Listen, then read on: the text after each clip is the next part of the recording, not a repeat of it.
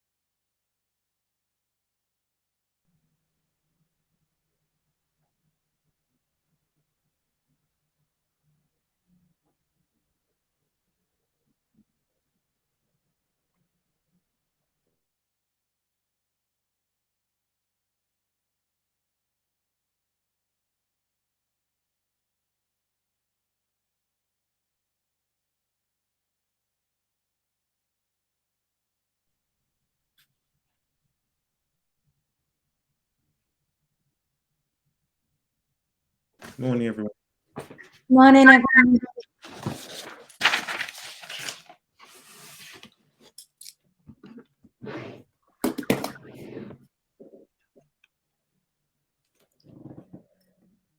When you join the session, it might not ask you to mute yourselves, but if you can mute yourself, that would be great.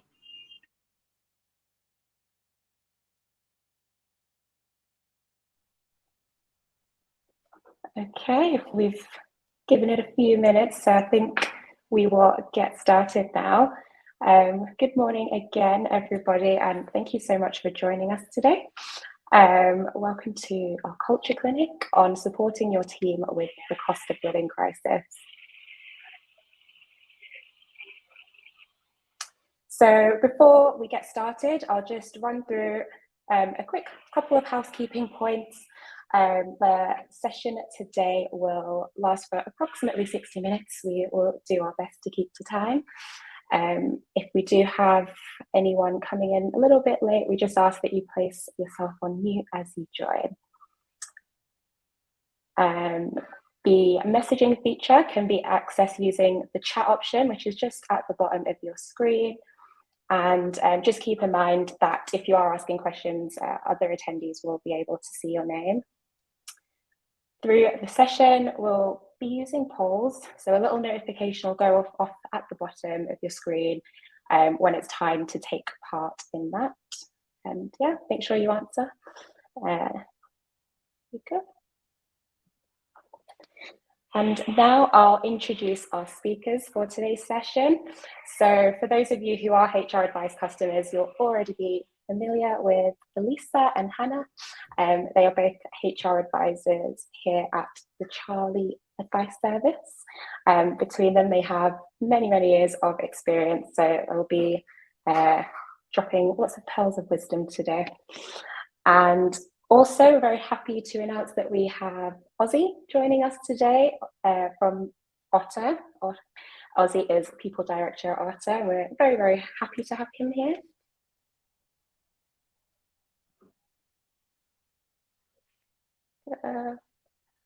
And lastly, there will be a copy of the session available to you at the end. So for anyone who maybe is joining a bit late, or if you know people who can't make it, we can always send you a copy of today's session. Thank you so much, Ore. Thank you for introing the session. So yeah, good morning, everyone. In the next 60 minutes or so, we will be talking about the cost of living crisis. We'll also be talking about the impact that this will be having on your team. And then we will run through some really good practical ways that you can support your team. We'll also touch upon Charlie's approach to the cost of living crisis. And then we will intro our guest speaker, Ozzy from Otter, They will run through how Otter has decided to support their team with the cost of living crisis, and also the thought process behind some of those initiatives. And then finally, we will end the session with some key takeaways and a Q&A. So to start the session, as we do with all of our culture clinics, we would love to run a poll for you all to answer. The poll feature can be accessed on the right-hand side at the bottom of the screen. And the poll is, in a survey, what percentage of UK adults say that they're concerned about day-to-day living costs? So is it 86% of adults, is it 46% of adults, or is it 32% of adults? So I am just going to publish the poll now. If everyone could just pop their responses in there, that would be great. So we've got a lot of people saying 86% and some people saying 46% as well. So most people, I think around 69, probably going to be 70% in a minute, said 86%, and then around 46% of people, 28% of people have said 46. So the actual answer is 86% of adults. So 86% of adults say that they're concerned about day-to-day living costs, and 54% of adults have said that they're very concerned about the cost of living crisis and the impact of this. And I suppose this just shows the impact that it's having on everyone in the UK, along with the stress, worry, and anxiety that it can cause. And I suppose this leads me on quite nicely to the next slide, where I'm just going to outline some key statistics to do with the cost of living crisis. Next slide, please. Perfect. Thank you. So firstly, the cost of living, the average cost of living for a family of 4 in London is between £4,000 and £4,500 per month, and this includes rent. I suppose this figure is so high, particularly when the average salary in London isn't anywhere close to this. 40% of 18 to 34-year-olds say that the increased taxes will have a high or very high impact on them. 93% of adults reported an increase in their cost of living in March 2023, and this is increasing month on month. And then finally, 71% of adults believe that it's an employer's responsibility to support with financial well-being. And I think this is really interesting, and it's one for us all to think about here today. If 71% of people believe that it's an employer's responsibility to support with financial well-being, then what can we all here be doing to support your team with this? Thanks, Elisa. Those are some really quite alarming statistics on the rising cost of living. But before we explore what can be done to support your team, we'll now just cover the key ways in which team members are being affected and how your business may be impacted too. So first of all, and this is a big one, is that more of your team are likely to experience financial difficulties that may then affect their mental health. So according to the charity Mind, 78% of Brits in a recent survey said the cost of living crisis is impacting their mental health, and it's of course worse for those with existing mental health problems, rising to 94%. Not only is this a huge concern for the welfare of your team members, it's likely to then have a knock-on effect on issues such as attendance and performance at work. And as we know, such issues can then impact the wider company, affecting team members even further. Another way the cost of living crisis may affect your business is by causing higher turnover. Team members may be looking elsewhere for a higher salary and better benefits to support them through the recession. Naturally, financial strain prompts many of us to reconsider what we could be doing differently to help soften the blow of rising costs. And this can include where we choose to work, especially if there's a perceived lack of support from employers, or just a lack of alignment between team members and the business as well. Not only can high turnover cause upheaval in an organisation, it can also create lower morale amongst the rest of your team. The rising cost of living is also seeing commuting to work as a cost some team members do not want to make. Businesses might therefore experience an increase in requests from employees to work from home more often, or to have more flexible hours to save on the cost of commuting to and from their place of work. So depending on your company's approach to work and flexibility around location, you might start to see an increase in flexible working requests, or people struggling to get into the office on those team days you might have planned, for example. And we've also seen that the cost of living crisis is causing people to take up second jobs to meet their increased outgoings. So this might be unacceptable if you require your team members to be committed to your business only, or it may cause team members to work over the 48-hour weekly limit.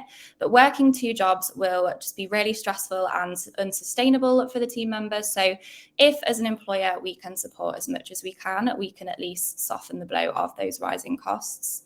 And finally, something we are seeing more of is actually fraudulent expenses claims from team members. So a recent example that's come to light involved a worker employed by Birmingham City Council who was found to have exploited their remote working arrangements by moonlighting in another full-time role with the NHS. An investigation actually found that both roles were being undertaken full-time whilst working at home, which then allowed those fraudulent claims to be made. And it also identified a period where the individual had worked for one organisation whilst claiming to be unfit for work at the other. So these are some of the key ways the rising cost of living could be impacting your team. Next, we can start to explore how to support them through this. Thank you, Hannah. Yes, so now we know how the cost of living crisis is affecting your team. What are some really practical ways that you can support them? So firstly, we know that when it comes to supporting your team, it's really important to recognise that each and every one of your team is different, and a one-size-fits-all approach won't work. You need to be mindful that different benefits and supportive initiatives will support your team in different ways. And it's also a good practice to ask for your team's opinions by running questionnaires, polls, or even focus groups, so that you can offer a variety of benefits that can cater to the different groups of people that you have in your organisation. And on that, you should also get feedback on all of your benefits and iterate on them when you can too. The world is always changing, and it's important to keep up to date and be current. We also know that not all small businesses have access to large funds to be able to give everyone in their team pay rises or implement really costly benefits, which is why we thought it would be really useful to cover some low cost or even practical free ways that you can support your team. So the first on the screen is flexibility with commuting and working remotely. So if your team travel into the office a lot, could you allow them to travel after peak time so that their train or tube costs are cheaper? And on this, could you allow them to even work from home a few days per week so that they can save money on commuting costs? Now, I know that this isn't viable for all companies, but it is a good one to think about. And then the next is salary sacrifice schemes. So salary sacrifice schemes allow team members to pay for things through the company's payroll in order to reduce the amount of tax paid. I think the most common one here in London seems to be the Cycle to Work scheme, but there are loads of other schemes that you can look into. We then have discount cards and vouchers. If you're a Charlie HR software customer, then you will have access to Charlie Perks, and this gives your team access to lots of discounts, lots of vouchers, and even cash back. So make sure that your team are upskilled on how to use Charlie Perks so that they're getting the most out of it. Once you start to use it, it is really great. I mean, last month I actually transferred around £100 in cash back directly to my bank account. So if you know how to use it, then it is a really, really good benefit.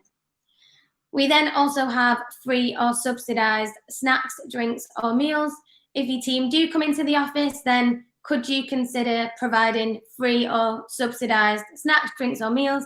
It doesn't have to be every day, but it could be once a week or even once a month. That would be really good as well. We also have flexible budgets or loans. So could you offer loans to team members who really need it? If you did do this, then you would need a signed agreement which shows how and when they would be expected to pay it back. Usually it would be taken out of their monthly pay in instalments. If you ever wanted support with anything like this, you can reach out to the advice team and we can definitely support you with an agreement.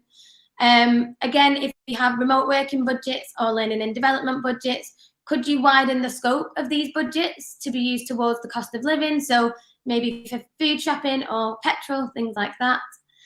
And then the final one is paying your team early or selling unused holidays. So if this helps some of your team, you could offer to pay your team a few days early. Like I said, it might not help everyone, but it could support certain people within the team. And then the final one is if you offer holidays above the legal minimum of 28 days, if your team hasn't taken all of them, then what you could do is allow them to sell any holidays back to you.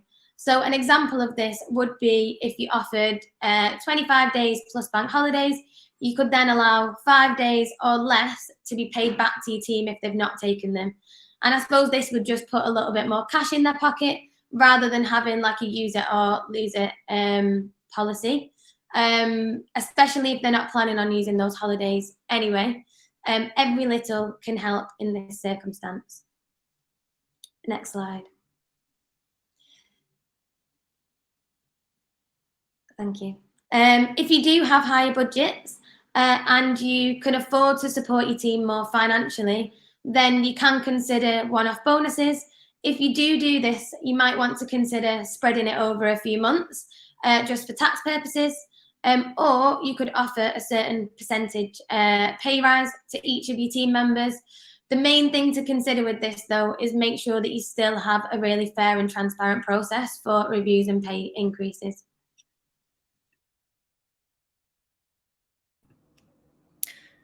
So we're now going to break down how effective communication as well as facilitating education around financial well-being can have a huge part to play in supporting your team. So normalizing conversations about money will encourage your team to be open, honest, and hopefully get the help they need if they need it. So make sure you train your people managers to have an empathetic and approachable management style. You could explore external training for this if you wanted to, which we do offer at Charlie. But yeah, this is really important. Generally, managers have a huge impact on the mental health of their team members. So ensuring people feel they can be honest and vulnerable with them is really crucial. It's also essential to ensure regular one-to-ones and wellbeing check-ins are booked as well. So knowing there is consistent and protected time with their manager can really help team members feel as though they can raise any concerns as soon as they have them and ask for advice pretty swiftly. And if you can, arrange access to more specialist support and counselling. One way of doing this is to ensure your team has access to an employee assistance programme for general support. We'll touch a bit more on this a bit later on. Better communication on your benefits and how to access them is the next key recommendation from us. So a 2022 survey found that those on the lowest incomes who could most stand to gain from a strong employee benefits package are the least likely to know what benefits are on offer and how to access them, resulting in much lower levels of satisfaction with that benefits package. So some companies have some really great things in place, but their team members don't actually know what they can get access to or how to access it in order to actually utilise what's on offer to them. Next, education around financial well-being. So even with a limited budget as a small business, you can direct your team to free financial advice, such as through the Money and Pension Service. You could also let your team know of any external financial management courses that they could complete just to empower them even further. You could also consider implementing a financial wellness program as a company. This could be as simple as using your existing internal communication channels to signpost the free financial wellbeing advice that's available, or you could alert staff to the dangers of financial scams, or just remind people of the range of employee benefits that you do offer. And building on this, employers who can dedicate more resources could consider a programme that targets interventions at key moments in people's working lives. So, for example, ahead of maternity leave, the purchase of a new home, or preparing for retirement. And then the final action on this slide is having a written, holistic financial wellbeing policy. So the policy itself will signpost the available support, even including pension and salary sacrifice schemes, and how to utilise it all. 65% of employees say it's important that their future employer has a financial wellbeing policy, rising to 81% of those whose current employer does already have one in place. So those already covered by a financial wellbeing policy are more than twice as likely to be satisfied with the benefits package and 3 times as likely to agree that the benefits package supports them at different stages of their life. And if you don't yet have a written financial wellbeing policy, definitely reach out to us and we can create one with you. Next slide, please. Thank you. So moving on to what Team Charlie are doing to support our team with the cost of living crisis. So first of all team members at Charlie have prepaid virtual cards with allocated budgets on them. We have an individual wellbeing budget, a work your way budget, which covers things like learning and development, flexible working and home working equipment. And we also have a budget for nomad working. We use Ben cards and the amounts are already set on our own cards on our dashboards, and we can either use the card details to make purchases directly, or we can request a reimbursement, and our budgets will then reduce by that amount. So it's super easy and really accessible for the team, as well as really clear in terms of how we're spending and the amount that we have left to utilize as well. And since the real threat of recession started, our internal ops team have actually widened the scope of what we can use our budgets for. So we can now use up to £200 from our larger budgets for things like food shopping, toiletries, and anything to support us with the cost of living. I mentioned wellbeing budgets a second ago. So at Charlie, we each have a £30 budget to spend towards our own mental or physical health. So this could be for a yoga or a fitness class, or towards a wellness app, or towards a therapy session. Wellbeing is really personal and may look different for everyone, but having this budget to utilise helps keep wellbeing at the forefront of our minds, even during the cost of living crisis, which is, of course, where it's even more crucial. And linking to wellbeing, again, is our mental health first aiders. So at Charlie, we have several members of the team who are now trained in supporting others with their mental health. So the rest of Charlie know who they could reach out to for help that's not their manager. And we also use Spill at Charlie as our employee assistance programme. Spill is an online platform providing wellbeing and mental health support over message or with online counselling. So we really like it because it's super accessible and you can reach out and arrange support that works for you. Thank you, Hannah. We will now pass over to Ozzy from Otter to discuss their approach and run through some questions that we thought would be really valuable for them to run through.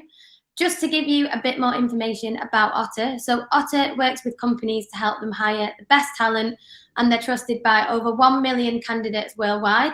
Their mission is to help candidates find fulfilling roles at the most exciting and innovative tech companies.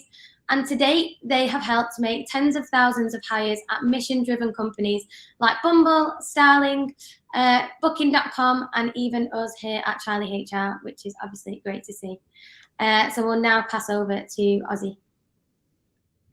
Thank you. Good morning, everyone. So I don't have any slides to take you through, but I just thought I'd walk you through our approach and how we've done this at Otter. I joined the team last September, and at the beginning of beginning of my time joining the company, what I really wanted to make sure is that whatever we did around the cost of living crisis was sustainable. Make sure that we put that in the wider realm of what we need to achieve as a business, but also how do we help support the team across the company. So I will talk you through what we've done exactly, kind of why we've done it, and why some of the things we didn't do and why we didn't choose to do those as well.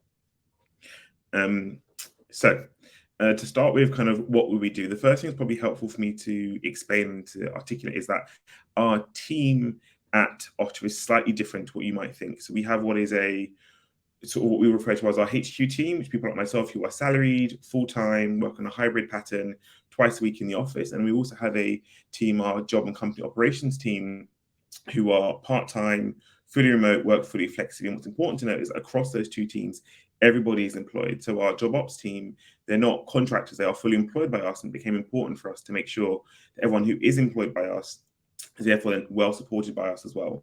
And when we set up the company, we made a decision to make sure those people were employed and not contractors, to make sure we were supporting and looking after everybody well.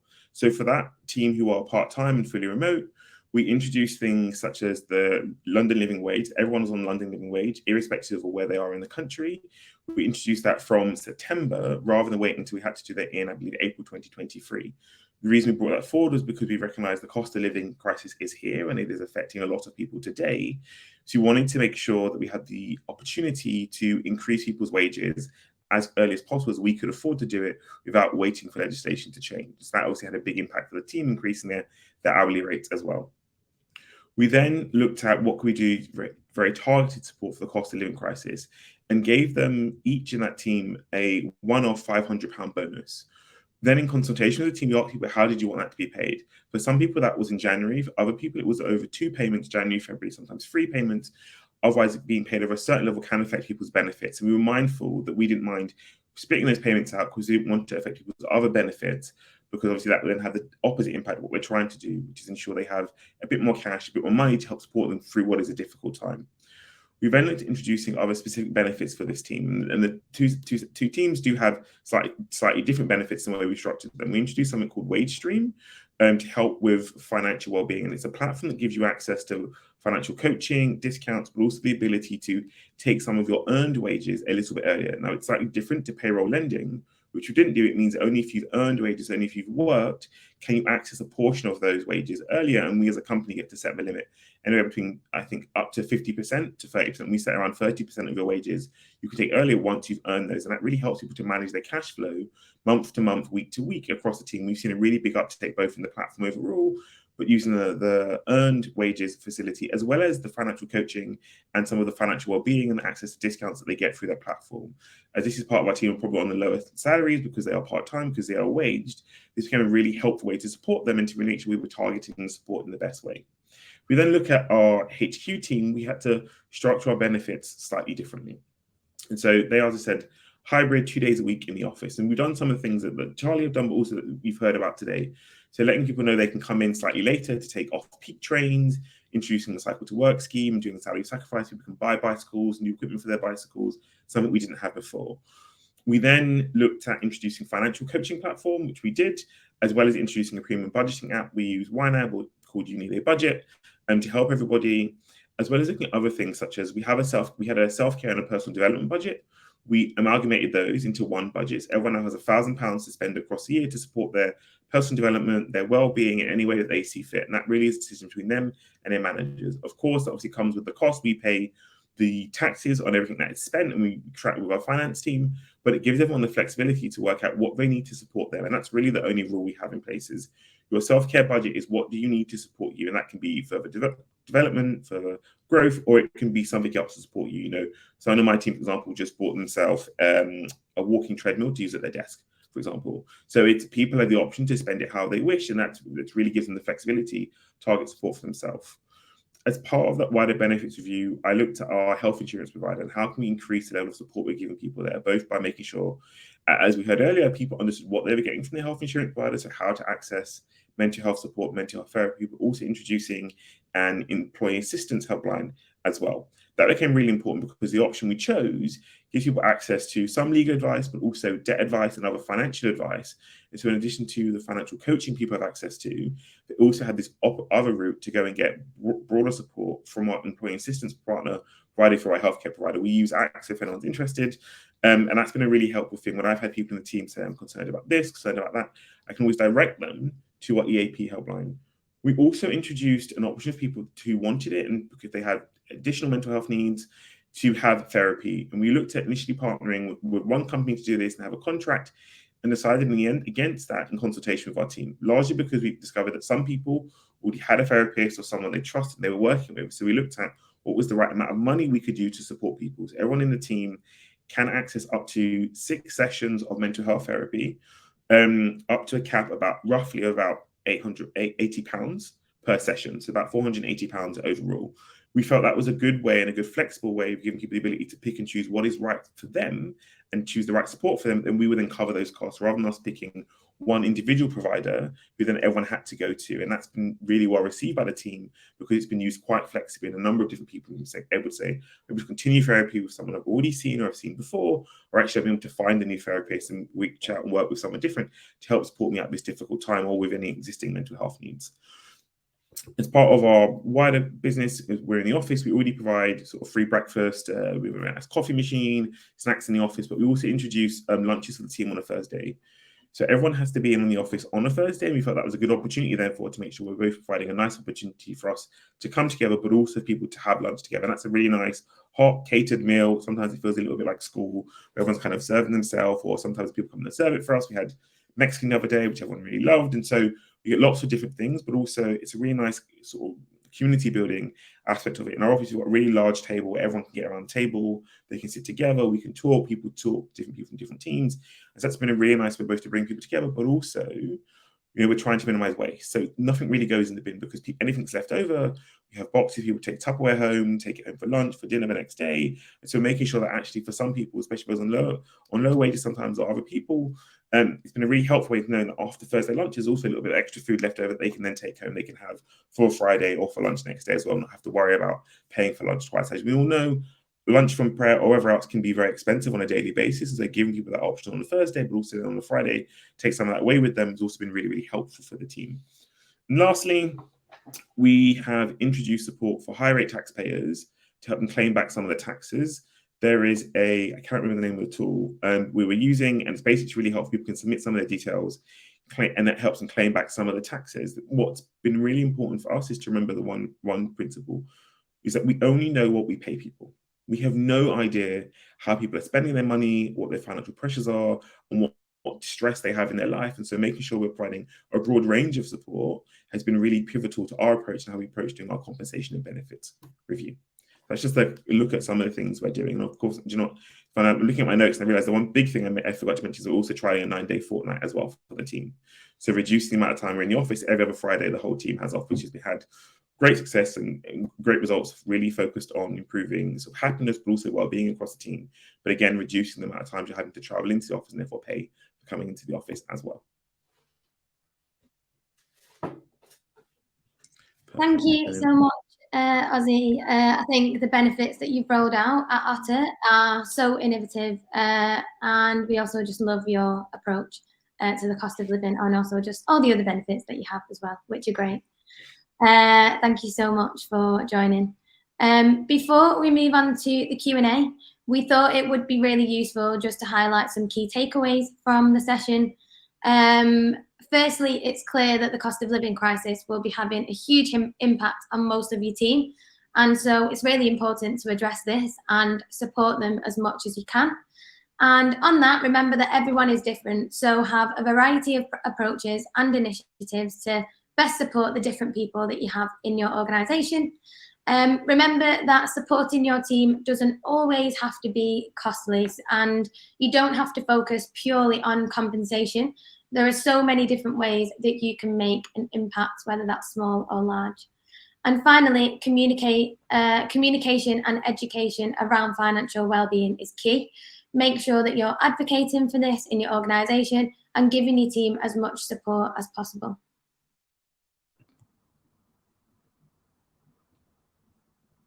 Okay, so we'll now move on to a Q&A. So if you have any questions at all, please pop them in the chat box or use the questions feature, and we'll go through them and answer one by one.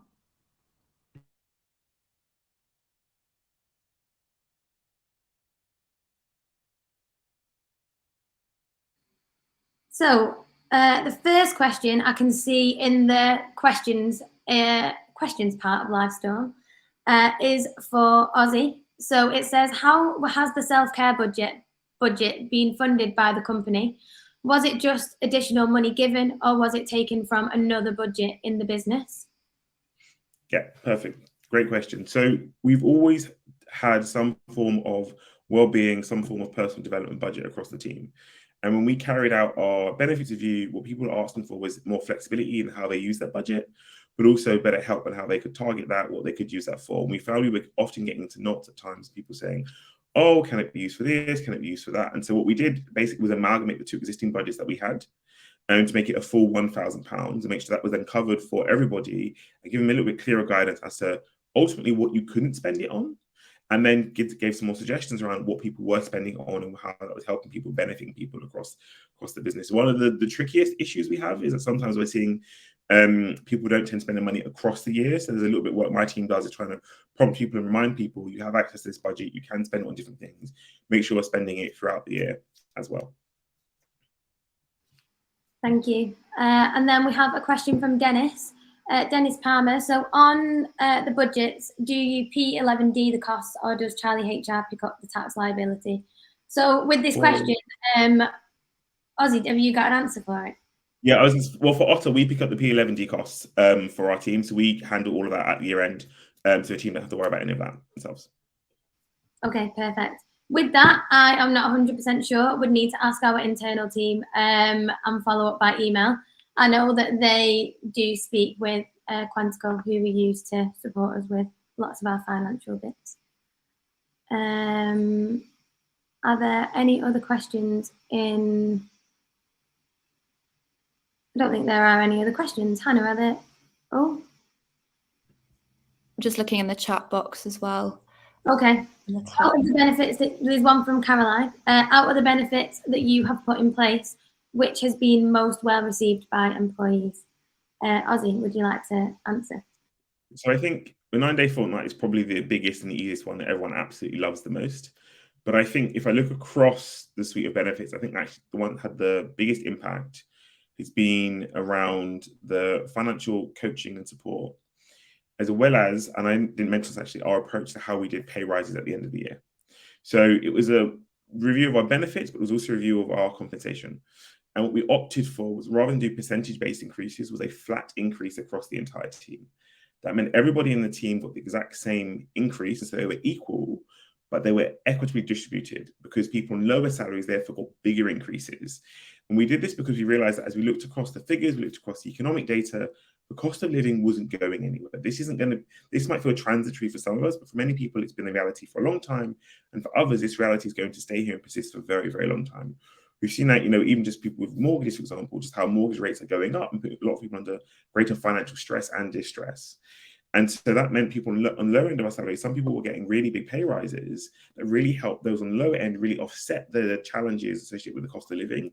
That approach, combined with giving our job operations team, the part-time people, and the £500 benefit, was really, really well received by the company. And they felt both we were being considerate of everyone in the company, but also we were targeting support in a way that felt both equitable, and that was really important for part of our values and how we live and how we operate at Otter. Perfect. And I think in terms of the benefits at Charlie, I think the 9-day fortnight is one of the best benefits that we have, and the team really do love it. But expanding the budgets was probably one of the ones specifically related to the cost of living crisis that was really welcomed by the team, because it just allowed us to use the budget for other things as opposed to just learning and development or well-being. Over to you, Hannah. Thanks, Lisa. If there are no more questions that have been covered, we can move on to the final slide. There are a couple more questions. Okay. A few other questions that just came through now, Hannah. In the wrong place. No problem. Do you want me to run through? Yes. So Ozzy, this one again is for you.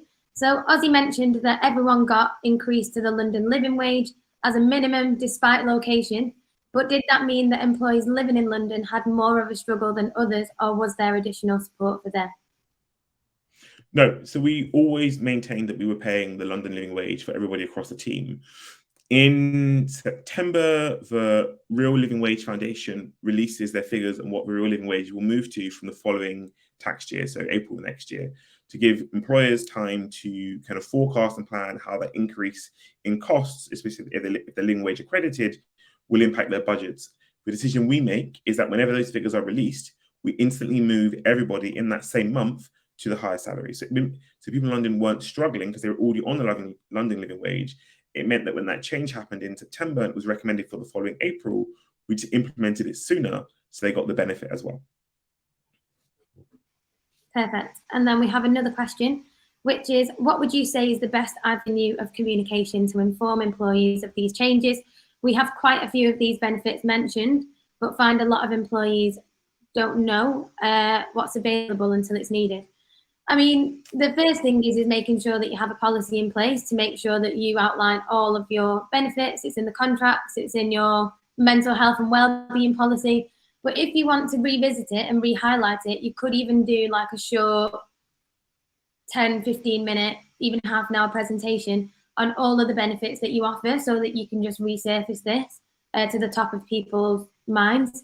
And for example, if you're using Charlie Perks or Spill, you could ask someone to come in and do a talk on those benefits so that people know how they can get the most out of them as well.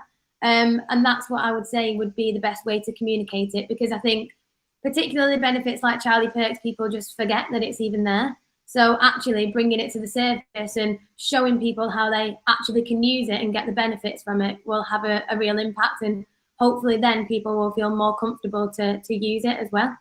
Hannah, Ozzy.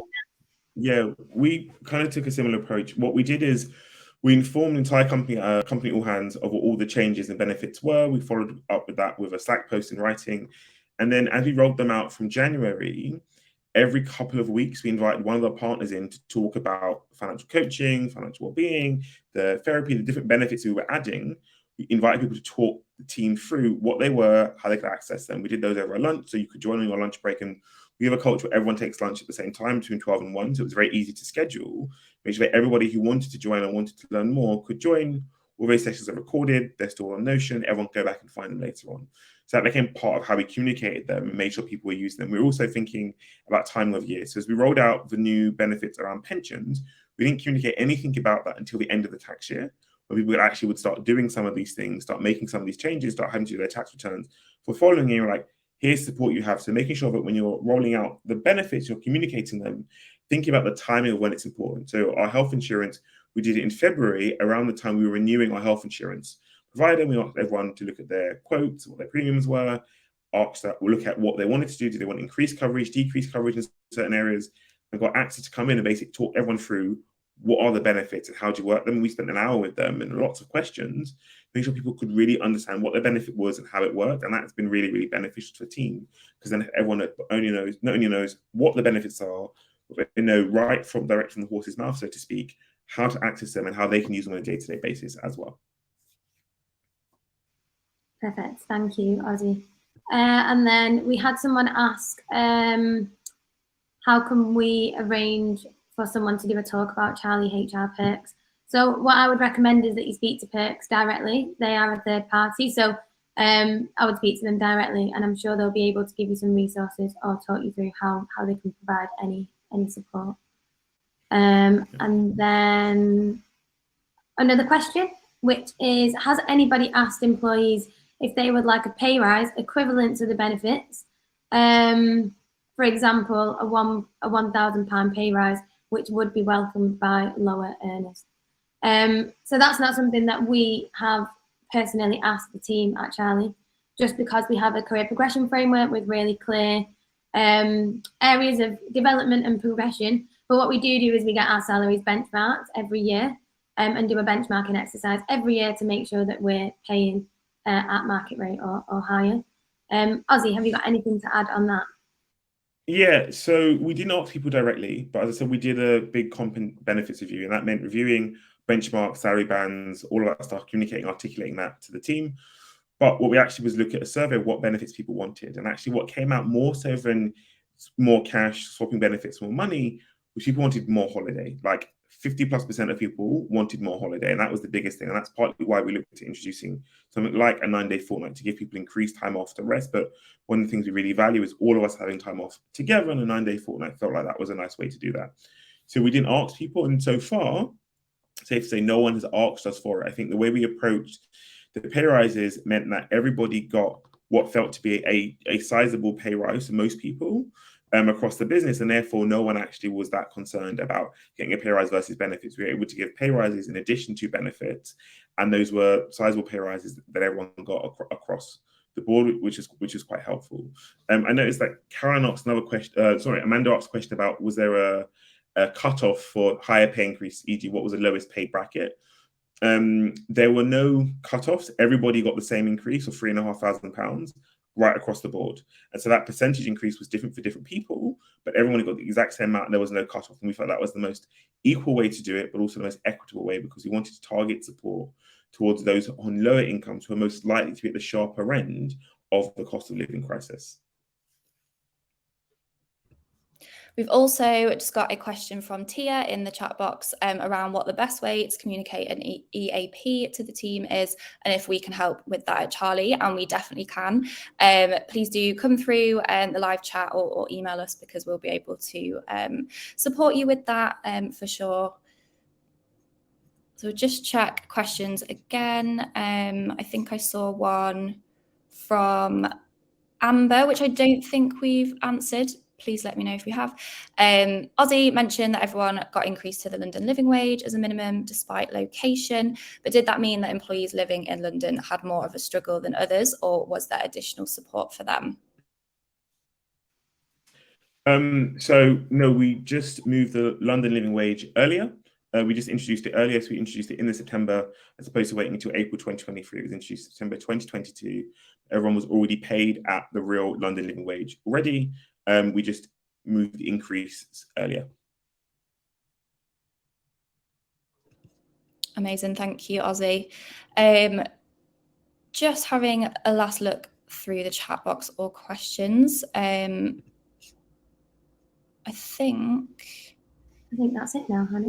Yeah, but obviously, as always, if you think of any other questions when we finish the session, please do feel free to email us, come through chat if you're an HR Advice customer, and we'll be able to support you. So yeah, amazing. There's one more question I've just seen in the chat. It says, okay, how is it taxed? If they bought a treadmill, is that not just income? So why not give them the increased salary instead? From Jorgen. I think the simple reason is, when you give people a self-care budget, they tend to spend the money on things they wouldn't otherwise spend it on. And so whilst we wanted to encourage people to spend that money on things that were supporting their well-being, their mental health, taking care of themselves, we felt a better way to do that was to give them the money to decide how they do that, because people spend that money differently to their salary. Often when you get paid, you'll go for things like rent, bills, mortgage, all the other kind of stuff you have to pay for. Whereas with the money we're giving you, it's also the things you want to do that are sometimes nice to do, that you therefore have the extra money set aside and ring fence for you to do that and do that as well. In terms of how it's taxed, it's a taxable benefit, and so we pay the taxes on that as well. So at the end of the year, we tell out what everyone has spent, we work out what the benefits are, what that cost is, what the taxes are appropriately to be paid, and make sure those taxes are paid as well. Thank you so much, Ozzy. Amazing. So we'll just move on to our final slide. I will just post a feedback form link in the chat. It would be amazing if you could complete this, so we can hear how we can improve and what you thought about our clinic today.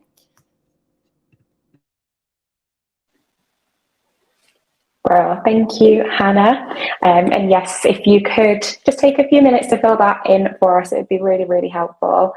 But that brings us to the end of our culture clinic today. And thank you again so much for taking the time to join us.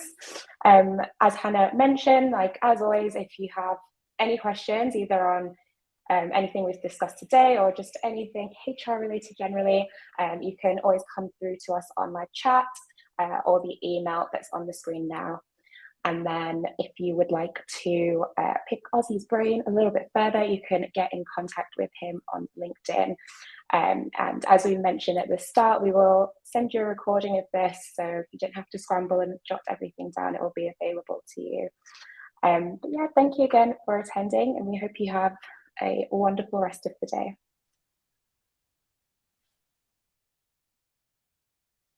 A massive thank you to Ozzy for joining the session as our guest speaker as well. Thank you so much. Yeah, thank you so much, Ozzy. Thank you for having me. Thank you, everyone. Take care. Bye-bye. Bye.